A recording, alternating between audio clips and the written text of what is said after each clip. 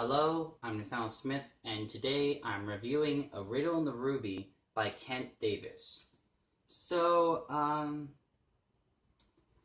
There's a few problems with this book that I want to address first, and one of them is sort of a spoiler of sorts, so I'm warning you now before I get into that. But yeah, let's get into the few problems I have with this book. And it's with this character who's introduced as a guy throughout the first half or so of the story, before suddenly the writer just flips genders randomly on him, her. And I don't mind if they wanted her to be a her or a him.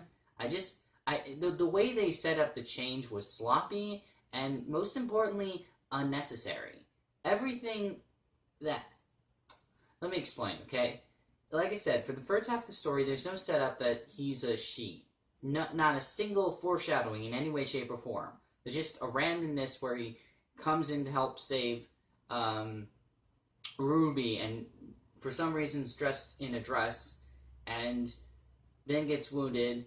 Then we find out that she's a woman once they try to, heal the wound that she got, and whatnot. It's just very sloppily done, and it doesn't make any sense for why she did it, or he did it, or the writer did this. It just really threw me off for no real reason. It just was unnecessary. I mean, if they wanted her to be a woman, that's fine. Just set that up in the beginning. Don't just switch genders without any setup or any sort of explanation for no real reason.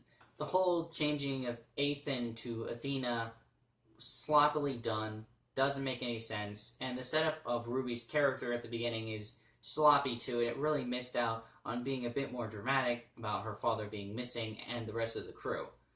But with that all said, there's still a lot to enjoy in A Riddle in the Ruby. The action and the adventure stuff is really great and thrilling. The world building is fantastic. I love the idea of this alternate Philadelphia, but it's a double-layered city where a city's on top of another. Fascinating idea in of itself there. And the neat chemistral semi-science / magic that it has is really fascinating as well.